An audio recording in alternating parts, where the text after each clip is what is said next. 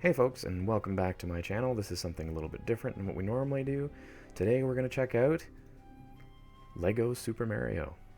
So this was a really interesting kit that I decided to pick up as part of the Mario 35th anniversary. We ended up kind of getting this whole stage where I wanted to have as much Mario stuff as I could just to celebrate 35 years, because Mario's kind of what got me into gaming. It's definitely a thing that I found was totally worth the while, worth the time. This is the box as to what it looks like before you open it all up, before you take everything out. Here's what the example of like a additional pack that they have is for the kit. These are your characters that they add to it. So anytime that you have little miniature characters that they add for Mario to jump on, Mario to do on the courses to kind of get rid of, those are enemies that you can pick up that come in little booster packs, kind of like a trading card. This was the manual that first popped up whenever I opened it up. It was okay. I looked at it at first and I went, this looks a little strange for a Lego manual, and you'll see why in a second. As you open it up, it shows you how to build Mario. Mario, of course, uses AAA batteries. That was a whole adventure all on its own. Because I needed to run through the house and find AAA batteries, it took a little bit of time to put it all together. So here is what's interesting about this particular manual. So normally with Lego, you build based off the manual, or it'll give you instructions, or it'll give you elements. This immediately directs you to an app. So at first I was kind of, I don't know how I feel about this. This is as an old school Lego builder and Mario player. I looked at it and I went, this doesn't seem right. Why are we doing this? This is just another picture of the same thing. It shows you kind of an element of the app, and at first when you look at it you go, I don't really know what's going on here, but it'll make a little more sense as we kind of dive into it. I took this picture of this because Mario is the most terrifying when he's off, when he's not turned on. So to give you guys an idea, this is him here, like the empty dark stare eyes, but without the hat and without his actual overalls and stuff on him. It just caught me as very strange. This is with all the parts put together. He's pretty quick and easy to put together. He's not a whole lot of parts. As you can see, he's just a top and a bottom, and you can throw the hat on, which you can change if you get the power-up packs. So here, this is the bag as it comes in it. There's 5 that come. And this was the stage where I was going, oh my goodness, what am I going to do? Where's my AAA batteries? Where's my screwdriver? Something to note for anybody that is looking to pick up this pack.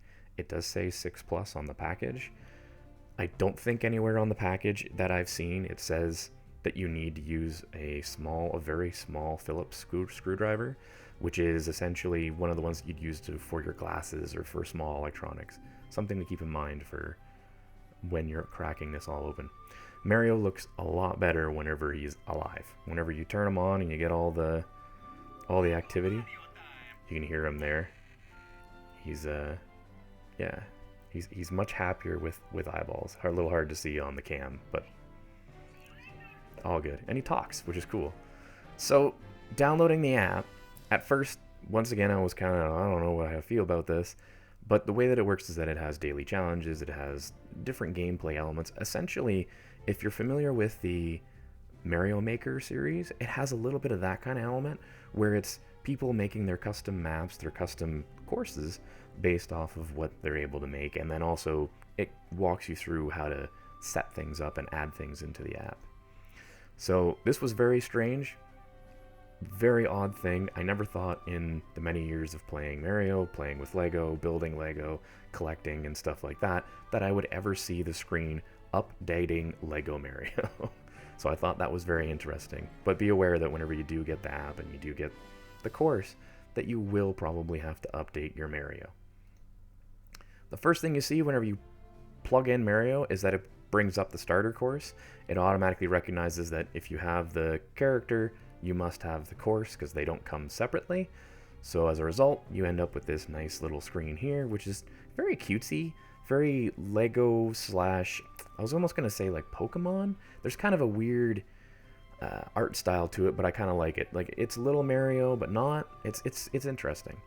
But anyways, it shows you the actual course layout, shows you the actual design that it's going to be if you choose to build it that way. You don't have to build it that way. You can build it as many ways as you want. In fact, I have it currently in front of me in a very different orientation, just because it just pulls apart and breaks into pieces. It's kind of cool. And at first, this whole process of building in the app, of going step by step and going through all the different phases, kind of felt a little weird.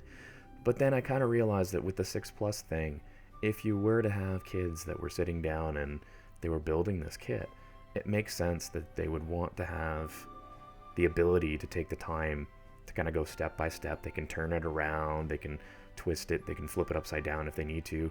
And the other cool element is, and this is just a screenshot here, but they actually do videos of how they're supposed to work when they're put together and how Mario's supposed to function. And with Mario Connected, it'll actually register different elements between your phone and Mario. So that was kind of neat. Very helpful.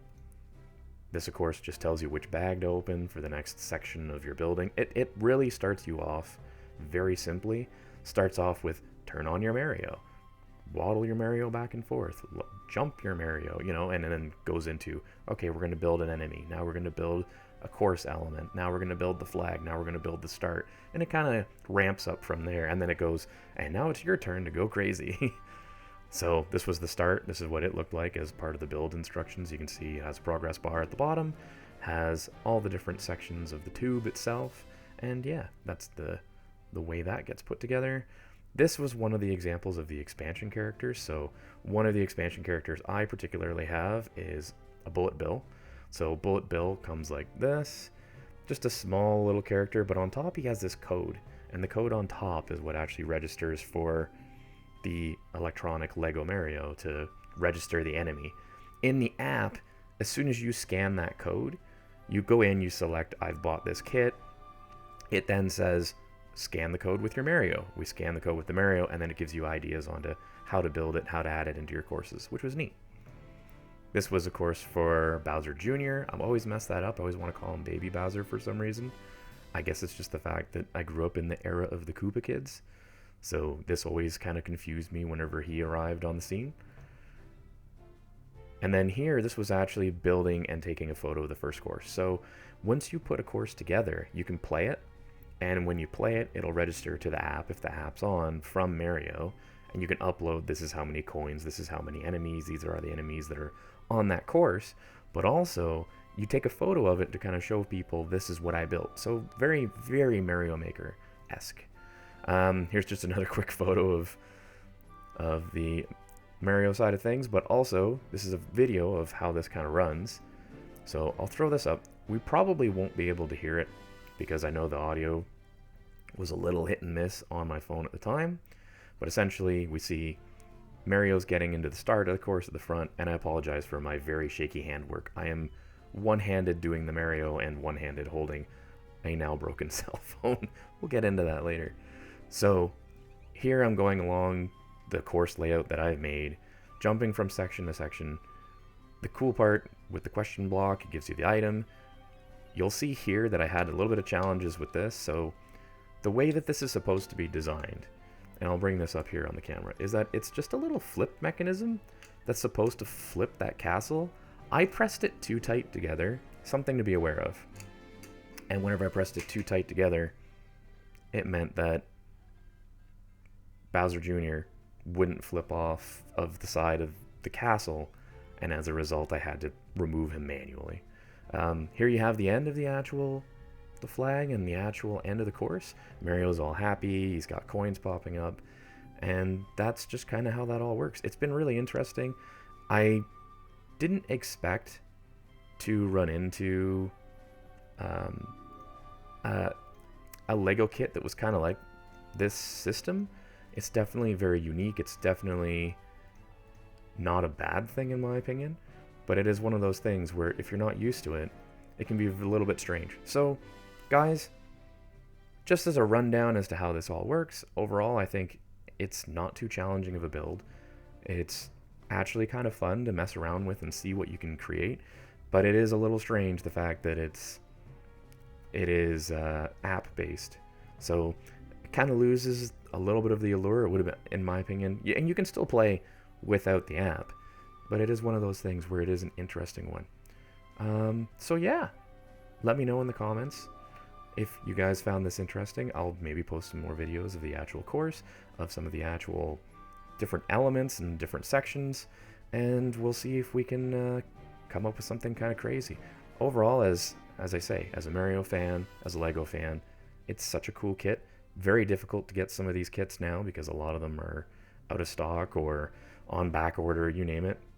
But if you can get a hold of one, they're definitely kind of fun, and I could definitely see this being very enjoyable for a younger age group. So yeah, guys, thank you for coming and checking out this video. Thank you for checking out this, I guess, impromptu review. For me, I think it's pretty cool. For you guys, let me know what you think in the comments. And until the next one, guys, we'll catch y'all later.